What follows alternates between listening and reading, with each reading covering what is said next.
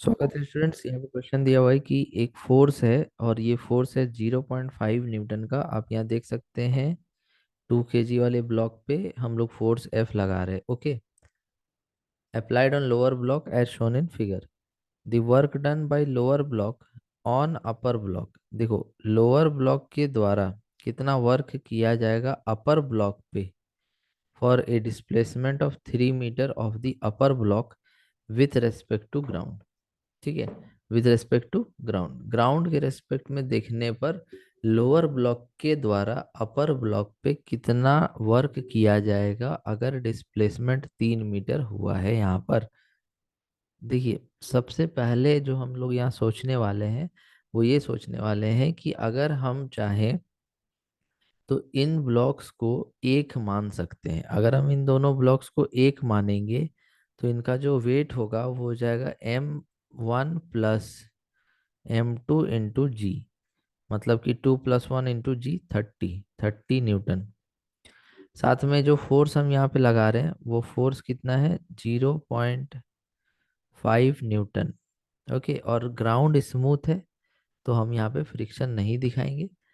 एक normal force मेरे को यहाँ दिखाना पड़ेगा N। तो ये जो कंडीशन बना है ये दोनों ब्लॉक्स को एक साथ जब हम मान रहे हैं तब। और ये दोनों ब्लॉक्स एक साथ तभी चलेगा जब इन दोनों ब्लॉक्स के बीच में कोई भी रिलेटिव स्लाइडिंग नहीं होगा। तो हम वो पता करने के लिए दोनों को अलग अलग देखते हैं थोड़ी देर के लिए। तो जब हम दोनों को अलग अलग देखेंगे तो जैसे यहाँ पर ये ऊपर वाला ब्लॉक हो गया 1 kg और उसके नीचे हो गया 2 kg। फोर्स जो लगाना है वो किस पे लगाना है, इस पर। तो जब आप इस पे फोर्स लगाएंगे तो ऊपर वाला ब्लॉक किस तरफ झटका खाएगा, पीछे की तरफ। दैट मीन्स कि उस पर फ्रिक्शन आगे लगेगा और वही फ्रिक्शन इस ब्लॉक पे पीछे लगेगा, इक्वल एंड ऑपोजिट। तो फिर से एक बार समझते हैं कि जब आप नीचे वाले ब्लॉक को आगे खींचेंगे फोर्स F लगा करके तो जो ऊपर वाला छोटा ब्लॉक है वो पीछे झटका खाएगा और फ्रिक्शन आगे लग के उसको रोक देगा। और वही फ्रिक्शन जो है 2 kg वाले पे इक्वल एंड ऑपोजिट पीछे होगा। ठीक है, तो इस तरह से फ्रिक्शन का डायरेक्शन हमने यहाँ पर देख लिया है।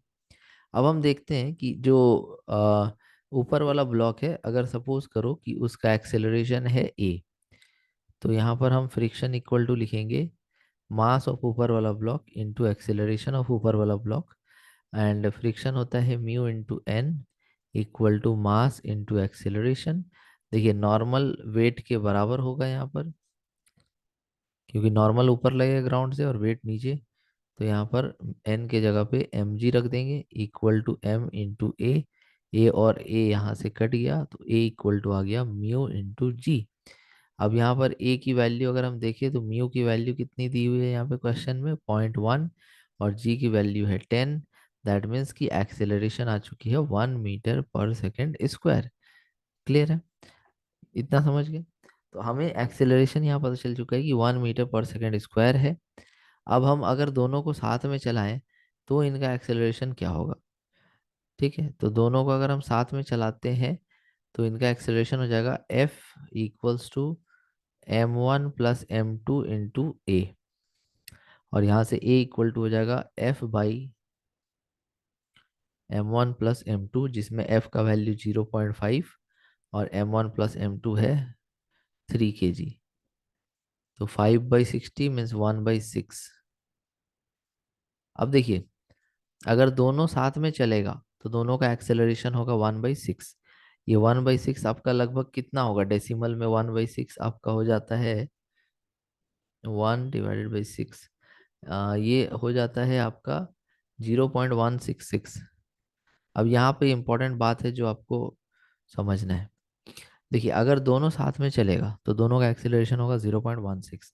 अगर ऊपर वाला ब्लॉक फ्रिक्शन की वजह से आगे एक्सेलरेट हो जाएगा तो ऊपर वाले का एक्सेलरेशन होगा 1 मीटर पर सेकेंड स्क्वायर।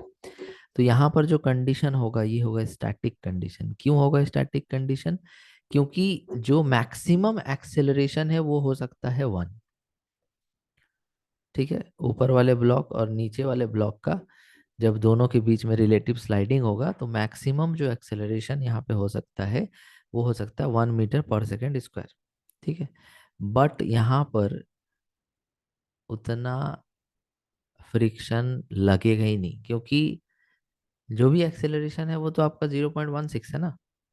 तो जब एक्सेलरेशन 0.16 है, वो मैक्सिमम वैल्यू को छू ही नहीं पा रहा है, तो फ्रिक्शन भी तो मैक्सिमम पे नहीं रहेगा, फ्रिक्शन भी स्टैटिक कंडीशन में रहेगा। मतलब फ्रिक्शन क्या रहेगा, देखो हम बताते हैं।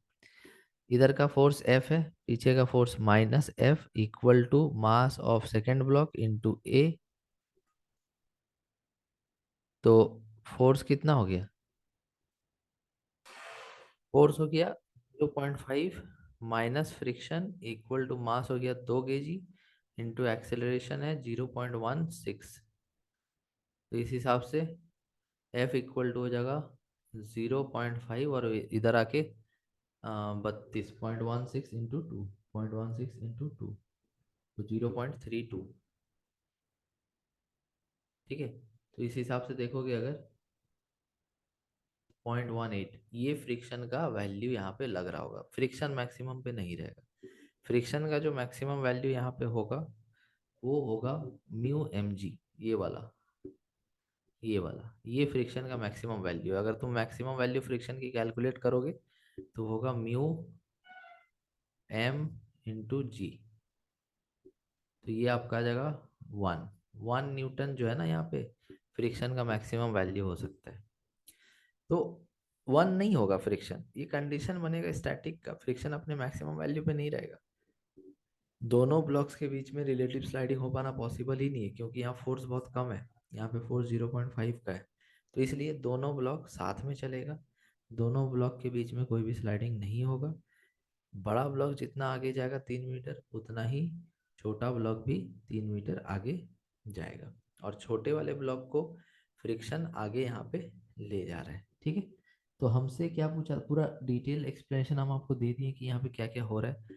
अब हम यहाँ जानना चाहते हैं कि जो वर्क डन है by lower block on upper block, work done by lower block on upper block. देखो, अपर ब्लॉक पे जो फ्रिक्शन लगा है वो किसकी वजह से लगा है, वो दोनों के बीच का जो कांटेक्ट सरफेस है उसकी वजह से लगा है।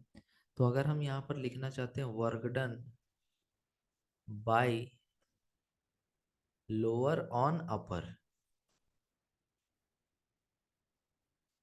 तो लोअर वाला जो ब्लॉक है वो अपर वाले पे जो फोर्स लगा रहा है वो क्या है, फ्रिक्शन है।